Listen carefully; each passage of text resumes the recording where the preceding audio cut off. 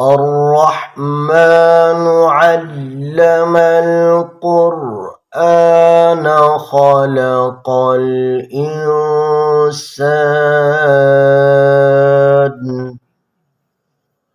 علمه البيان الشمس والقمر بحسبان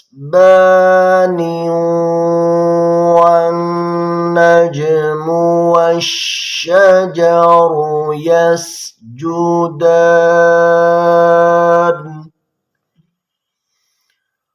والسماء رفعها ووضع الميزان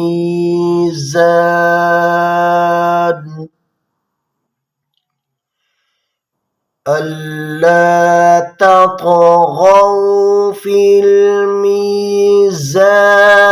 وأقيموا الوزن بالقسط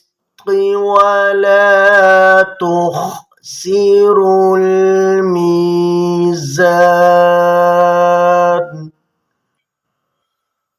والأرض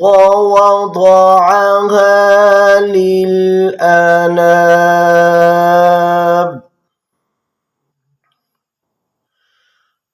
فيها فاكهة والنخل ذات الأكمام والحب ذو العصف والريحان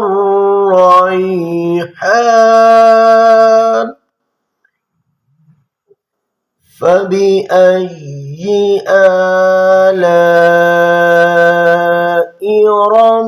ربكما تكذبان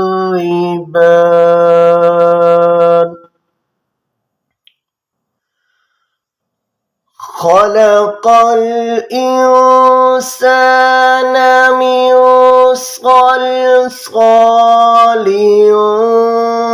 كالفخار وخلق الجن من مارج من نار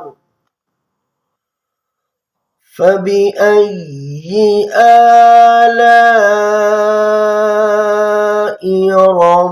ربكما تكذبان رب المشرقين ورب المغربين فبأي آلاء ربكما